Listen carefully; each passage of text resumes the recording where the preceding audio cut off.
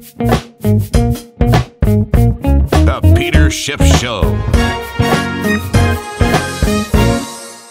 Looks like I picked a very volatile week to go out to Las Vegas, although I didn't pick this week. I guess the week picked me because I have two conferences that I am attending here, both the Las Vegas Money Show and the Skybridge Alternative Asset Conference, otherwise known as SALT.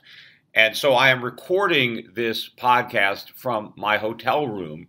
And unfortunately, no, I forgot to bring my traveling mic with me, so I'm just talking into the mic that's built into my MacBook Air. So nobody has to go and comment in the the comment section of the YouTube video as to the quality of the recording. I mean, it is what it is. But I figured better to do a recording now with what's going on in the markets rather than wait till I get back to Puerto Rico and have an actual mic. Although I will be back in my Connecticut studio in a couple of weeks, and there is where I have, I think, the best audio quality of my equipment. But anyway, a lot is going on. Certainly the political chaos here in the United States. The Dow was down 365 points, I believe, yesterday, based on new revelations with respect to why Donald Trump may have fired FBI Director Comey. Was he doing it because Comey was refusing to give up on an investigation of the president, of Donald Trump, and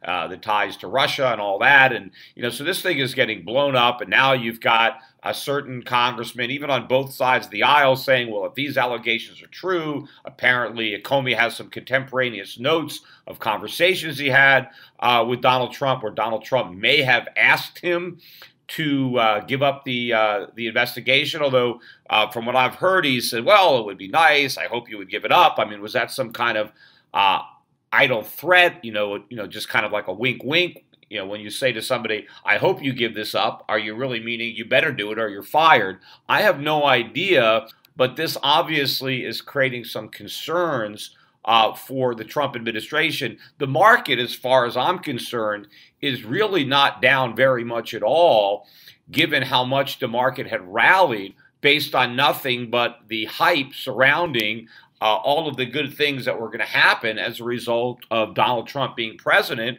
We were going to get this tax reform. We were going to get rid of all these regulations. We were going to have all this stimulus.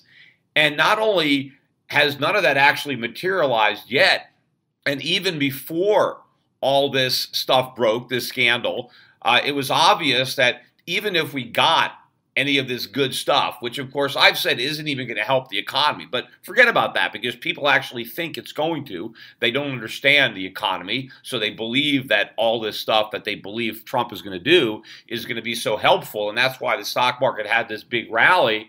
Well, even before this controversy, it was obvious that any of that good stuff wasn't going to happen for a lot longer than people thought. And now this is going to delay it even more because now, rather than concentrating on tax reform or repealing Obamacare or stimulus, now they've got to deal with this. Now they've got to deal with damage control to hold on to the presidency and fend off these calls for an impeachment. And now they got to get a special prosecutor. And all of this is just going to add additional delays. And of course, a lot of the momentum that we had in the Q1, even though we had such weak GDP, you had all this confidence, all this enthusiasm on the part of Republicans and Trump voters. And it was all this confidence that was supposed to lead to extra economic growth because businesses were going to have more confidence to invest and hire, and consumers were going to have more confidence to spend. Well, certainly what's happening now with the White House is going to shake some of that confidence. After all, some of the people who were so enthusiastic about Trump don't even know if Trump's going to be there anymore.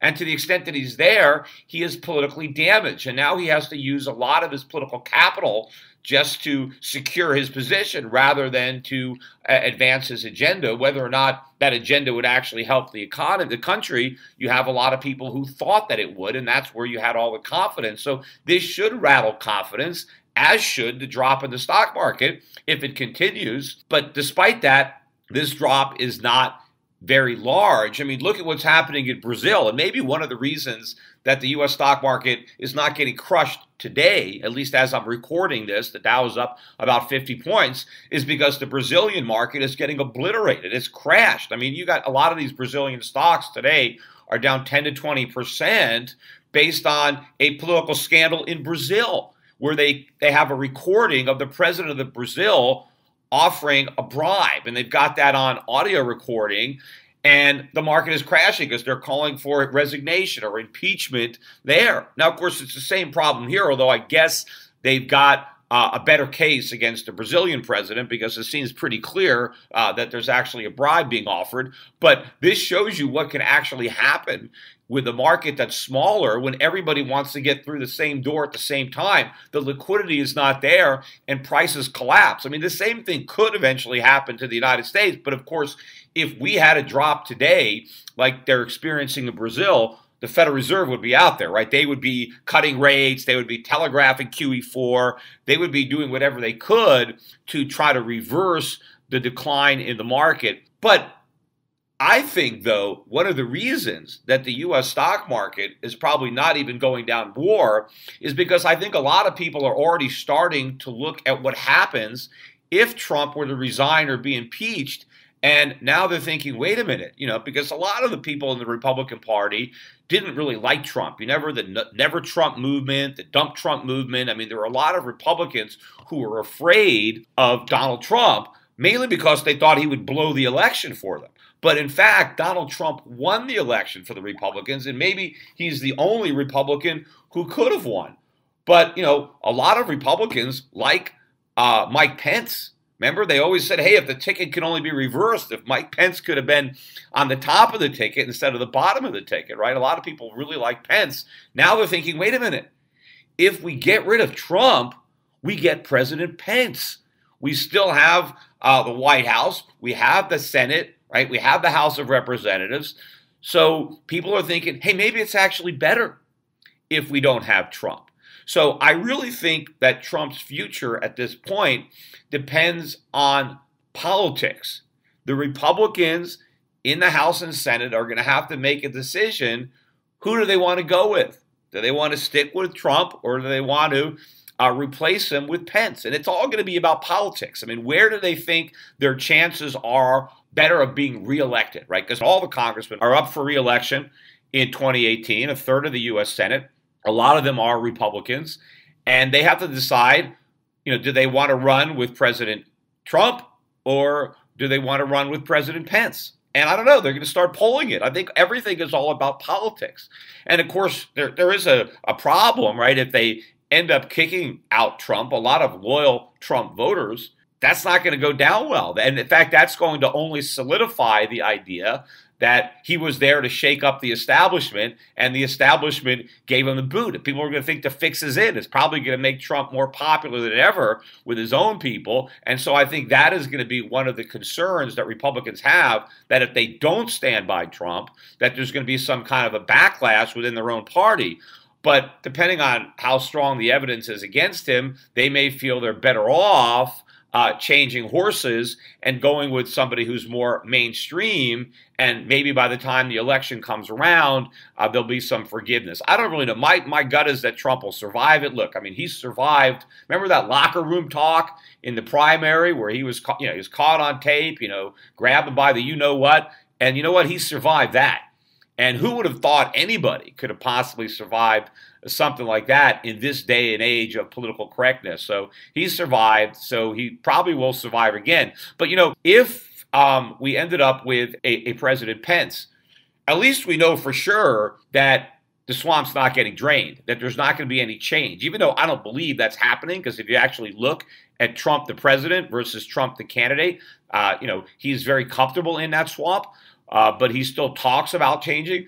I think a lot of the people who were optimistic that things were going to turn around because Trump was going to make America great again, who is going to believe that Mike Pence is going to make America great again? I mean, what about Mike Pence would suggest anything different? I mean, he is totally status quo, mainstream, establishment Republican.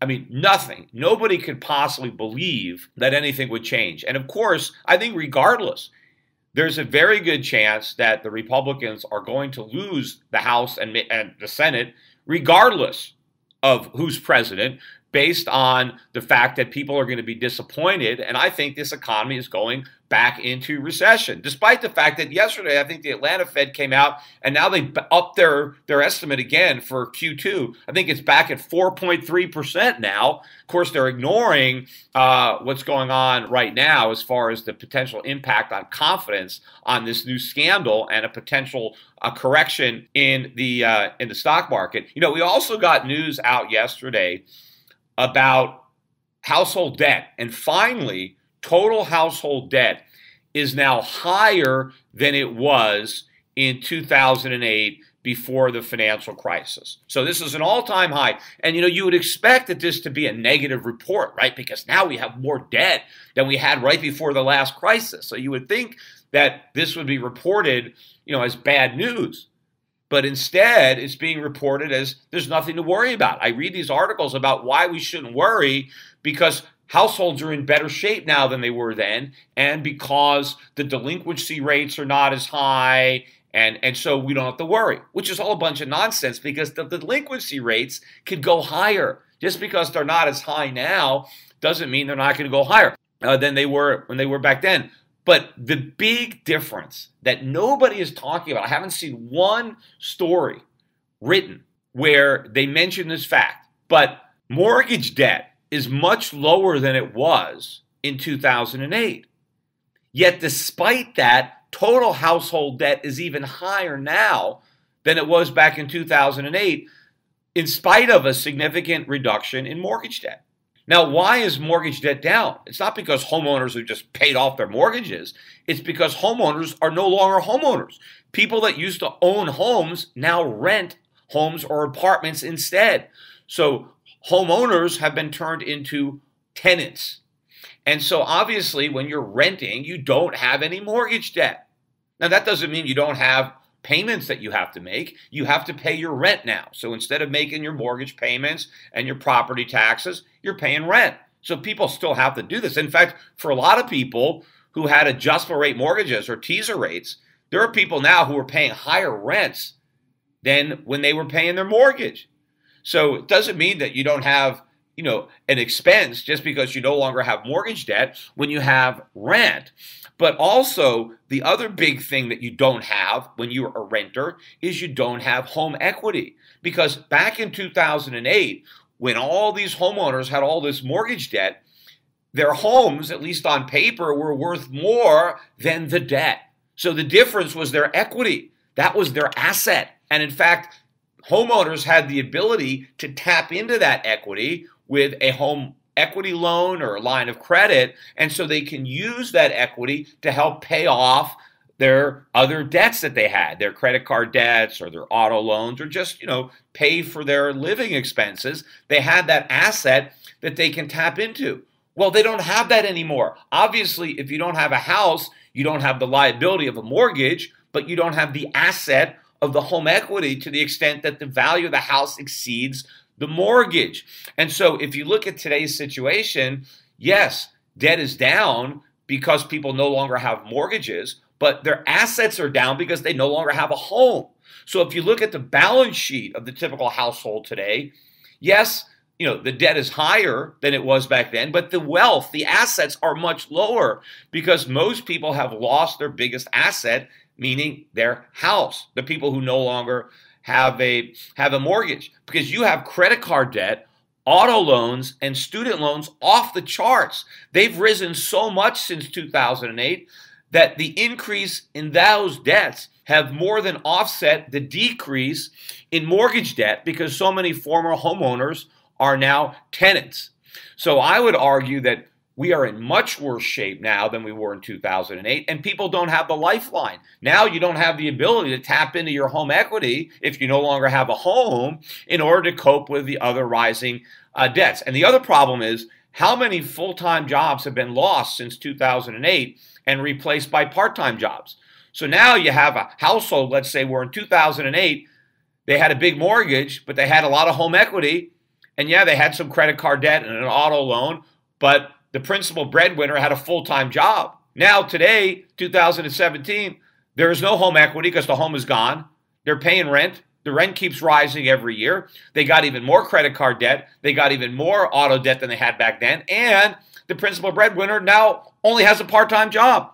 So, and even for the people who still have full-time jobs, real wages have fallen since 2008, even though household debt has risen, even without the mortgage. So this is bad news, and nobody is really reporting it as bad news. They are just glossing over it. Hey, one thing I wanted to point out too, I'm at this the SALT conference, and yesterday at lunch, Jeff Gundlach was the lunch speaker. And if you don't know who Jeff Gundlach is, he's the new bond king. I mean, I forget who labeled him the bond king. It used to be Bill Gross, but now it's Gundlach, and he's like the big name now. I mean, this guy says something, it's all over the news. He can move markets. He's like the new, it guy as far as the mainstream. He's the brainchild. He's very smart, went to all the best schools, got, I don't know, maybe he might have got a 1600 on his SAT or close to it, just like Ben Bernanke, who, by the way, is also here again at SALT. He's pushing the paperback version of his book, The Courage to Act.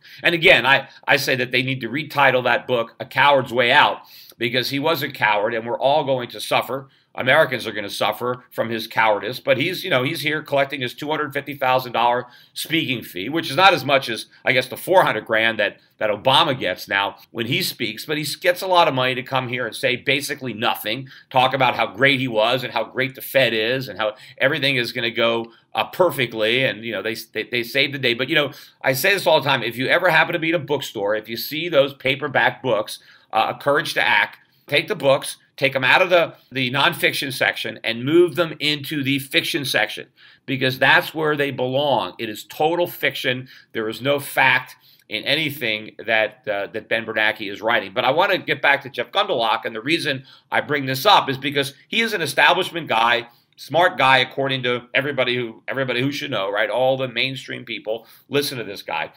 And his whole presentation was basically just like a playbook from my portfolio, my investment thesis right now. Now, he's not gloom and doom. He's not talking about the U.S. economy being in trouble. He didn't talk about the Fed and bad monetary policy. No macro stuff, right? And I don't even know necessarily, where he feels macro. I mean, maybe he agrees with me or not. I don't know. But all he talked about was a historical perspective on valuations, on trends in the markets. And his conclusion was that the U.S. was very expensive and that people should sell U.S. stocks and invest in foreign stocks.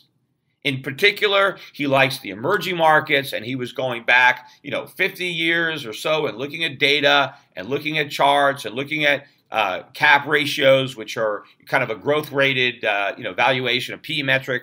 But he was saying, look, history shows you that this is a great opportunity to buy foreign stocks, to buy emerging markets.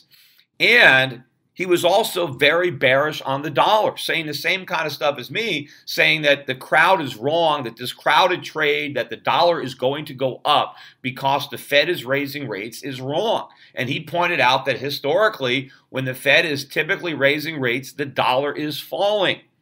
And he mentioned that for the same reason I've been saying. It is a buy the rumor, sell the fact. By the time the Fed gets around to raising rates, the market has already has already priced in those rate hikes into the exchange rate. So by the time the Fed gets around to doing what the market has already discounted, it goes the other way. Buy the rumor, sell the fact. Except in this case, and Gundlach didn't mention this, but I don't think the fact is going to live up to the rumor, because even though the Fed is raising rates, I don't believe they will raise rates as much as the market believes. And even if the Fed does continue with these quarter-point rate hikes for longer than I think that they might, I think it's only going to be because inflation is rising at a pace that is faster than the rate hikes. So no matter how many times the Fed hikes rates, real interest rates will still be falling. And again, what would be supportive of the dollar, in theory, would be higher real interest rates, not higher nominal interest rates. But regardless, Gundlach is very bearish on the dollar, and he says that makes sense. because he says, and I've said the same thing, that the emerging markets are extremely correlated with the dollar. If you have a weak dollar, you have strong emerging markets. So this is exactly what I've been recommending. Now, Gundlach didn't talk about gold or talk about gold stocks, but in general, the same thing. If we're going to have a weak dollar, which is good for emerging markets, a weak dollar is good for gold, and it's good for commodities in general, and it's good for gold stocks. So, the good news here is that even if I'm wrong, let's say you're following my investment strategy, which is based on really bad things happening in the United States, because I believe we're headed for a real crisis. Even if I'm wrong and you follow my advice and you build a portfolio of foreign stocks, emerging markets, gold stocks, even if I'm wrong, as long as Jeff Gundlach is right, you're going to make money, right? Because his thesis is not based on the U.S. collapsing. It's just based on a historic analysis, looking at valuations and making a rational investment decision. In fact, he also looked at the returns from passive investing, which is all the vogue right now, versus active management. And he showed historically where you have periods of time where the passive approach outperforms and you have long periods of time where active management. And he also said that we are now about to enter a time period where active management is going to outperform passive, which of course everybody is loaded up now in the index funds, right? Everybody is doing the exact wrong thing. Everybody is loaded up on U.S. stocks in a passive way because they're buying the indexes. And according to Gundlach, that's the exact wrong thing that you should be doing. According to him, you should have your money with an active manager who is managing your money in international stocks, which is exactly what I'm doing at Europe Pacific Capital. So I think, this should give some people or some investors some confidence that, hey, even if Peter isn't right about the U.S. crash, or even if he is right, but his timing is off, maybe this is not going to happen for years and years, you at least have a very, smart mainstream guy saying the exact same thing. Now, he was talking to a large audience, right? This is an audience of thousands of people, and they paid a lot of money to go to this SALT conference. And assuming they value Gundlach's opinion. I mean, they don't care what I say, but now this guy, Jeff Gundlach, their hero, he says this. There's a lot of people that might act on this. But, a lot of these guys, when, they have investment committees, when they're managing money for endowments or pensions or, big universities, if they want to have a change in strategy, if they want to recommend that their clients now, reallocate money from the U.S. markets to the international markets or to the emerging markets, they don't just do this, quickly. They have to go through, again, committees and meetings, and it could take months before they even can get the permission to reallocate their funds. So my thinking is, or my advice is, front run that money, right? If you know that these big institutions are now starting to think about allocating money away from the U.S. because there are very strong rational reasons just based on history, even forgetting about the economics, to do it, right? Because if Gundlach is right, people who follow my advice will make a lot of money. If I'm right, they'll make even more money. Because I don't even think Gundlach knows how right he is. He's talking about how the foreign markets are going to outperform the U.S. market, but I think the outperformance is going to be much greater than he thinks. He's bearish on the dollar. I just don't think he's bearish enough. But regardless, if he's right, if the dollar goes down, you're going to make money in foreign stocks. If foreign stocks outperform the U.S. market, you're better off in foreign stocks than in U.S. stocks. But if we have this real collapse that I think is coming, then of course it's not just being better off. You're basically saving yourself. I think people who aren't invested internationally, if I'm right, they're going to get wiped out in a dollar crisis. Meanwhile, I wanted to throw one more comment out on what happened with gold and the gold stocks yesterday, because gold was up about 20 bucks yesterday, $22, $23 actually. We got back above 1230. It was up about 1.8%. But the gold stocks were only up about 1.8% as well, which again, in a normal environment, if gold is up 1.8%, gold stocks would be up about 4 or 5%, but gold stocks were very weak.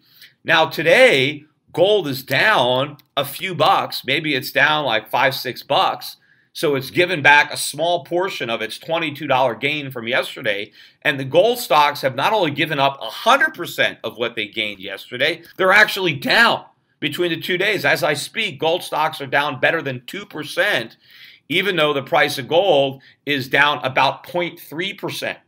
So you have almost a 10 times, gold stocks are down almost 10 times as much as gold on the way down.